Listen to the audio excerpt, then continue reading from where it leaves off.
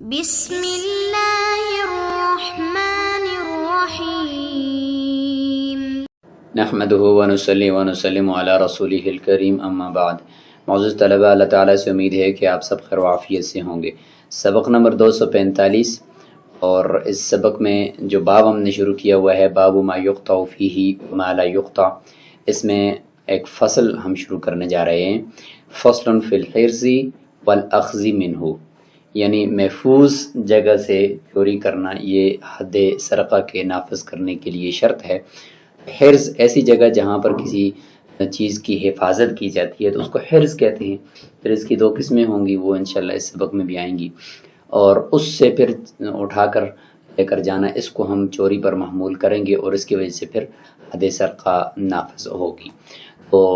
زیرام محرم کا مال چوری کرنے پر حد کا حکم،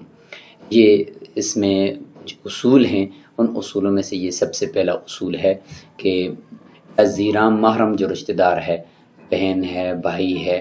اس طریقے سے ولادت کا جو رشتہ ہے، باپ، ماں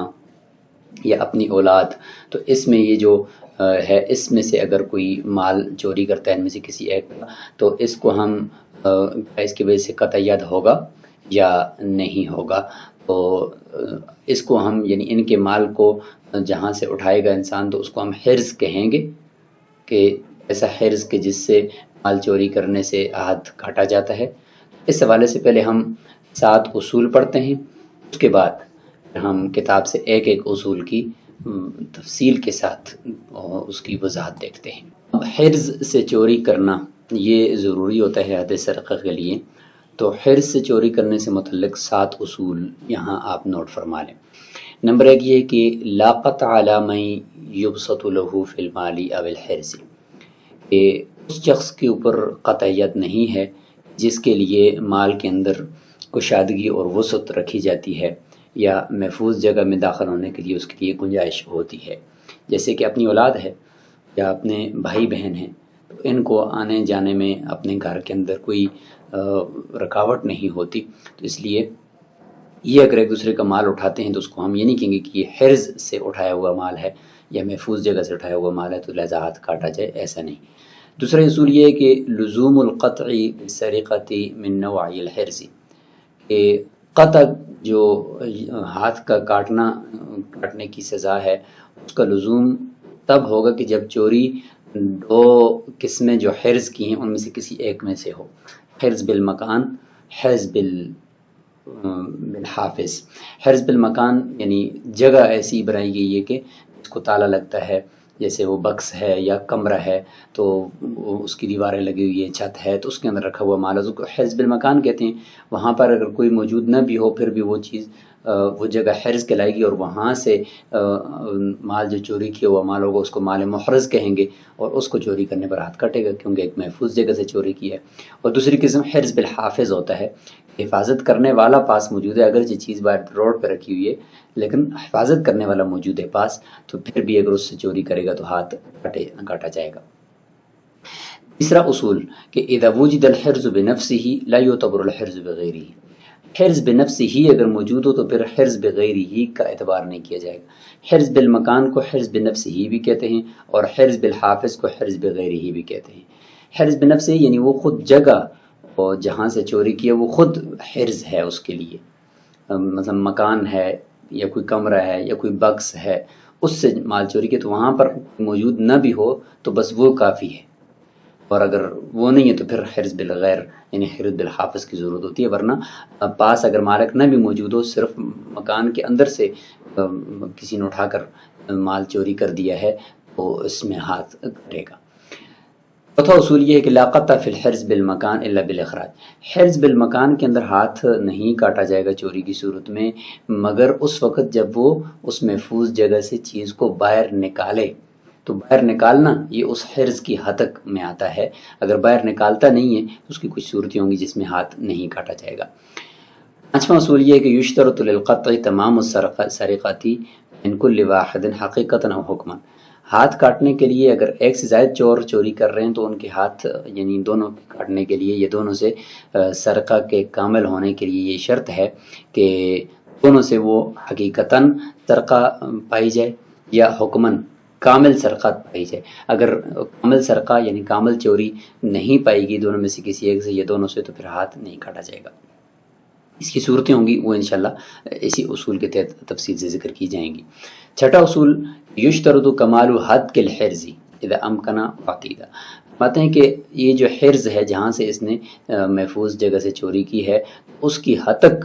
کامل درجے کی اگر ہوگی تو تب قطعیت ہوگا، اگر کامل درجے کی نہیں ہے تو پھر قطعیت نہیں ہوگا. نمبر 7 آخری اصول یہ ہوگا اس فصل میں کہ یشترط الاخذ من الحرز القصدی. قصدی طور پر قصدن کسی چیز کی اگر حفاظت کی جا رہی ہے تو اس سے اگر کوئی آدمی چوری کرے گا تو ہاتھ کٹے گا. اگر طبعاً کسی چیز کی حفاظت ہو رہی ہے اور قصدن کوئی اور کام اس چیز سے ہو رہا ہے، مثلا اونٹوں کی قطار جاری ہے اور اس کے اوپر سامان لادا ہوا ہے، تو یہ جو لے کر جانے والے ہیں تو ان کا اس وقت اونٹوں کی حفاظت یہ طبعاً ہے. اصلاً تو مال اٹھا کر ایک جگہ سے دوسری جگہ تک منتقل کرنا ہے،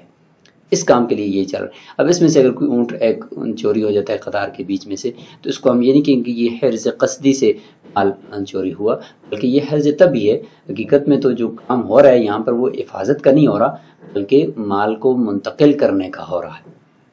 تو یہ 7 اصول انشاءاللہ ہر ایک کی تفصیل آئے گی. اس وقت ہم پہلا اصول پڑھیں گے کہ لا قطع علی من یبسط له فی المال، کہ جس شخص کے اوپر آپ نے گنجائش رکھی ہے کہ مال کے اندر وسعت ہوتی ہے، وہ آپ کے گھروں میں آتا ہے، جاتا ہے، بیٹھتا ہے، آپ کے کمرے میں آپ کے پاس ہوتا ہے، مال مشترک ہوتا ہے،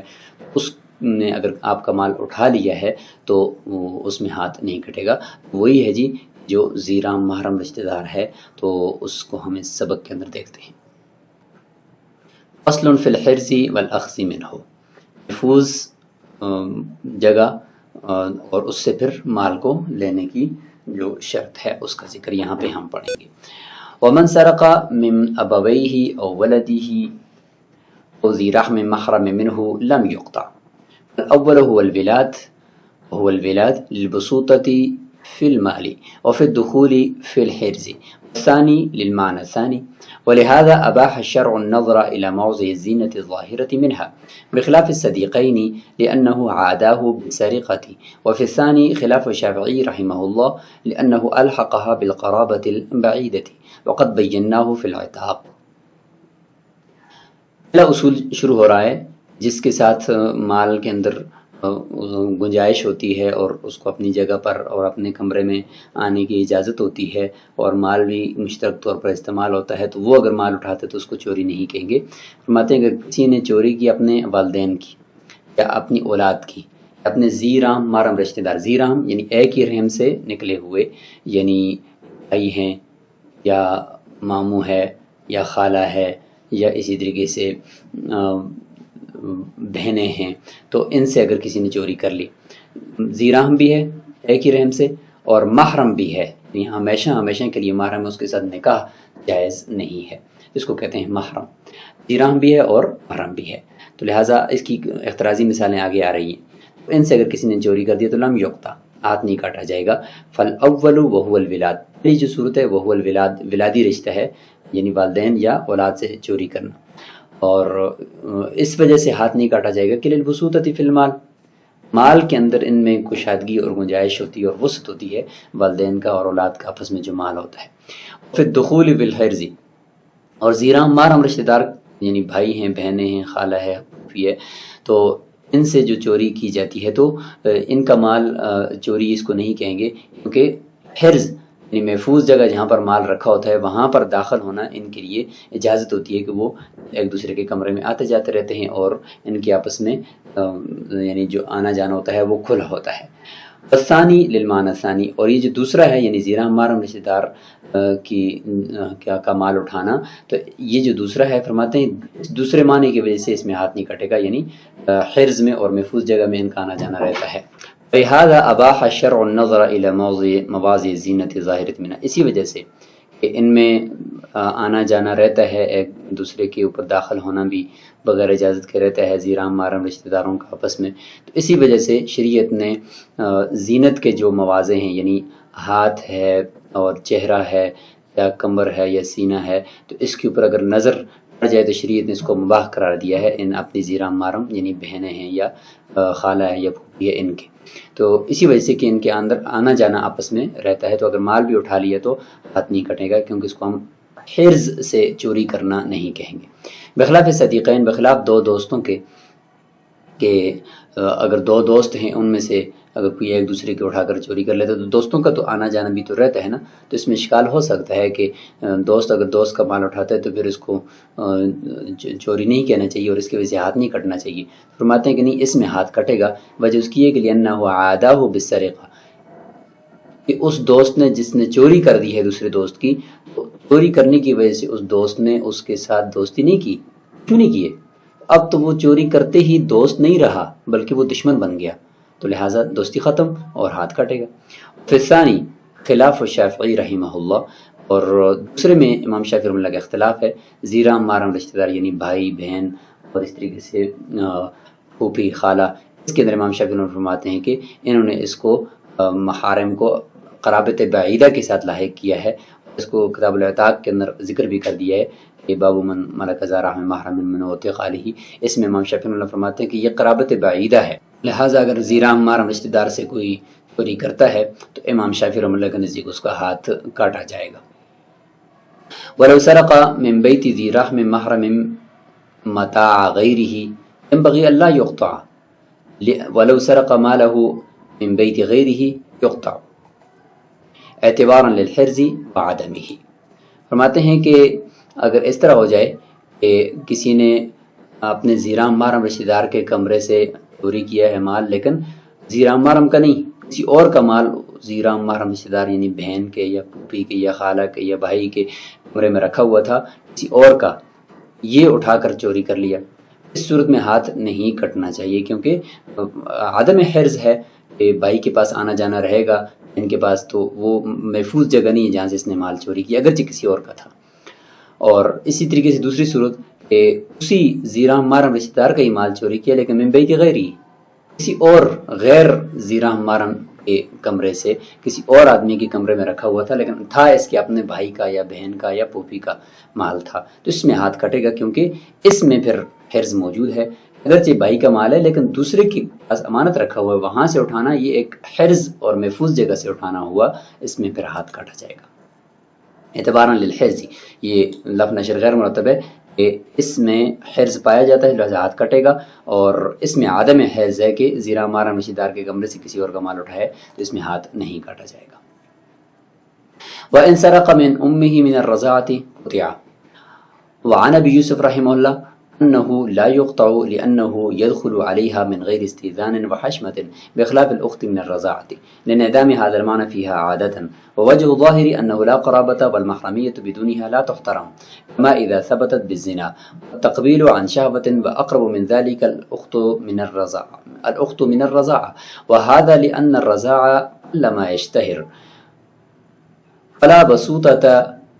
تحرزا عن موقف التہمت بخلاف النسب. اسی کی ایک احترازی مثال دی جا رہی ہے کہ ہم نے کہا کہ ذی رحم محرم رشتہ دار ہو تو اس کا مال چوری کرنے سے ہاتھ نہیں کٹے گا. تو فرماتے ہیں کہ اگر رشتہ دار ایسا ہے کہ وہ محرم تو ہے لیکن ذی رحم نہیں ہے، جیسے کہ رضائی ماں محرم تو ہے لیکن ذی رحم نہیں ہے، ایک ہی جو یعنی ایک دوسرے سے یعنی یہ اس سے پیدا نہیں ہوا اور رحم نہیں ہے، اور اس طریقے سے دونوں مل کر کسی اور کے بطن سے بھی پیدا نہیں ہوئے، اس لیے ذی رحم نہیں ہے لیکن محرم تو ہے. اس طریقے سے رضائی بہن ہے، محرم تو ہے لیکن ذی رحم نہیں ہے. تو ذی رحم قرابت اور رشتہ داری یہ جو ہوتی ہے نا، یہ یہاں پر اس کا بڑا انحصار ہے کہ اگر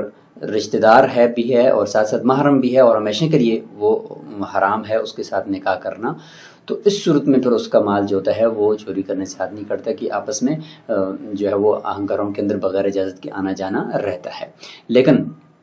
جو رضائی ماں ہے محرم تو ہے لیکن رشتہ دار نہیں ہے، ذی رحم نہیں ہے، قرابت نہیں ہے اس کے ساتھ، تو اس صورت میں اگر اس کا مال چوری کریں گے تو ہاتھ کاٹا جائے گا. امام ابو یوسف اللہ اس میں اختلاف فرماتے ہیں، وہ فرماتے ہیں کہ اس میں ہاتھ نہیں کٹے گا، اس لیے کہ انسان اپنی جو رضائی ماں ہے اس کے اوپر داخل ہوتا ہے اس کے گھر میں بغیر اجازت کی اور بغیر حیا کے، غیر شرم کے بھی انسان داخل ہو جاتا ہے، اور لہٰذا اگر داخل ہو گیا تو مال اٹھا لیا تو اس کو ہم چوری نہیں کہیں گے اور آدھے سرقہ نافذ نہیں کریں گے۔ خلاف رضائی بہن کے، ٹھیک ہے بہن ہے، رضائی بہن ہے، لیکن پھر بھی اس کے اوپر بغیر اجازت کے انسان داخل نہیں ہوتا، بلکہ تھوڑی سی دوری ہوتی ہے اس میں۔ تو فرماتے ہیں لِانْعِدَامِ هَٰذَا الْمَعْنَىٰ فِي عادتاً کہ عادتاً اس میں یہ والا معنی منعدم ہوتا ہے کہ بغیر شرم کے یا بغیر اجازت کے انسان اس پہ داخل ہو۔ تو اس لیے رضائی بہن کے مال کو چوری کرنے سے تو ہاتھ کٹے گا امام ابو یوسف رحمہ اللہ کے نزدیک، لیکن رضائی ماں کا مال چوری کرنے سے ہاتھ نہیں کاٹا جائے گا۔ ظاہر روایہ کی وجہ کہ بھئی رضائی ماں کا مال اگر چوری کریں گے تو بھی ہاتھ کاٹا جائے گا، اس کی وجہ یہ کہ لا قرابت ہے، قرابت نہیں ہے، ذی رحم ہونا نہیں ہے، اور والمحرمیت محرم تو ہے لیکن فرماتے ہیں والمحرمیت بدونہا لا تحترم، محرمیت بغیر ذی رحم ہونے کے، محرمیت بغیر قرابت کے وہ محترم نہیں ہوتی۔ ٹھیک ہے رضائی ماں ہے لیکن چونکہ رشتہ داری نہیں ہے اس کے ساتھ، اس کے علاوہ کوئی قرابت نہیں ہے، تو اس وجہ سے پھر وہ محترم نہیں ہوتی، انسان تھوڑی سی اس میں کیا ہوتا ہے آپس میں تھوڑی دوری ہوتی ہے، تو لہٰذا آنا جانا بہت کم ہوتا ہے، تو اس لیے فرماتے ہیں کہ بغیر قرابت کے جو محرمیت ہے وہ محترم نہیں ہوتی۔ اس کی ایک مثال یہ بھی ہے کہ کما اذا ثبتت بالزنا والتقبیل عن شہوہ، کہ زنا سے کوئی محرمیت ثابت ہو گیا کہ شخص نے دوسری عورت کے ساتھ زنا کر دیا، اس کی وجہ سے اس عورت کی جو ماں ہے وہ اس کی یعنی ایک سسرالی رشتہ ثابت ہو گیا، لیکن وہ محترم تو نہیں ہوتا، پھر بھی آپس میں جدائیاں ہوتی ہیں، آپس میں دشمنیاں ہوتی ہیں، لیکن یہ کہ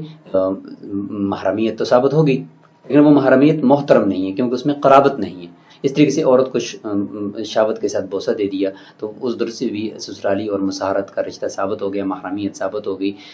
کہ اب اس عورت کی ماں کے ساتھ یہ نکاح نہیں کر سکتا۔ تو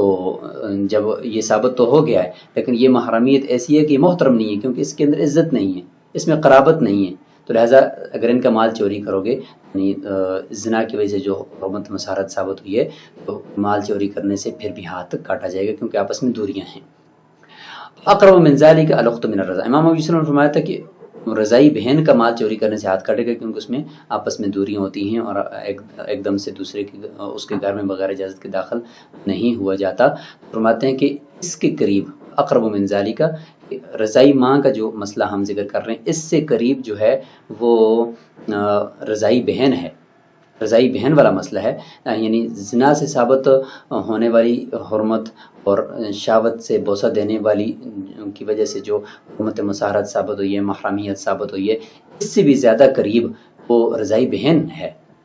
رضائی ماں کے ساتھ زیادہ قریب رضائی بہن کا مسئلہ ہے کیونکہ دونوں کم از کم کچھ نہ کچھ محترم تو ہیں،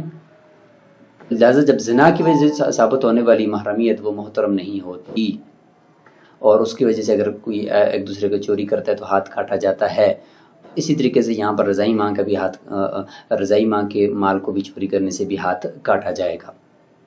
کیونکہ اس کے زیادہ قریب رضائی بہن ہے، اور رضائی بہن کا مال چوری کرنے سے امام ابو یوسف نے لیکن اس سے بھی ہاتھ کاٹا جائے گا، رضائی ماں کا مسئلہ اس کے زیادہ قریب ہے، تو لہٰذا دونوں رضاعت ہونے کے اعتبار سے قریب ہیں، لہٰذا اگر ماں رضائی ہے اور اس کا مال چوری کر دیا ہے تو اس میں بھی ہاتھ کاٹا جائے گا۔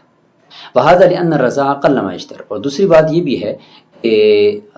رضائی ماں کا مال چوری کرنے سے ہاتھ کاٹا جائے گا، اس وجہ کہ رضاعت کا رشتہ وہ بہت کم مشہور ہوتا ہے، لوگوں کو اس کا پتہ نہیں ہوتا یہ اس کی رضائی ماں ہے، عام طور پر ایسے ہی لگتا ہے کہ یہ ایک اجنبی عورت اس کی ہے، اس کی ماں نہیں ہے، رشتہ دار نہیں ہے، تو پھر کیا ہے فَلَا بُسُوطَ تَحَرُّزًا عَنْ مَوْقِفِ التُّهْمَةِ، تو لہٰذا اس تہمت سے بچنے کے لیے عام طور پہ رضائی ماں اور رضائی بہن کے بھی پاس انسان نہیں جاتا کہ لوگ تہمت نہ لگا دیں کہ یہ ایک اجنبی عورت کے پاس جا رہا ہے، تو اس لیے بہت کم مشہور ہوتا ہے یہ رشتہ، تو لہٰذا اس میں پھر اتنی زیادہ وسعت اور گنجائش نہیں ہوتی، مال کے اندر اتنی زیادہ وسعت نہیں ہوتی، بخلاف نسب، بخلاف نسبی ماں اور نسبی بہن کی کہ اس میں تو آنا جانا رہتا ہے، سب کو پتہ ہے کہ یہ اس کی والدہ ہے، تو اس میں آنے جانے میں کوئی شرم محسوس نہیں ہوتی، تو لہٰذا اس میں اگر مال چوری کر دیا تو ہاتھ نہیں کاٹا جائے گا۔ تو یہاں تک یہ مسئلہ مکمل ہوا، ابھی تک یہ پہلا اصول چل رہا ہے کہ شوہر بیوی کا یا بیوی شوہر کا مال چوری کر لے، اس سے متعلق بھی یہ مسئلہ چل رہا ہے، پھر انشاءاللہ اگلے اصول کو بھی اس کے ساتھ جوڑیں گے اگلے سبق کے اندر۔ السلام علیکم ورحمۃ اللہ۔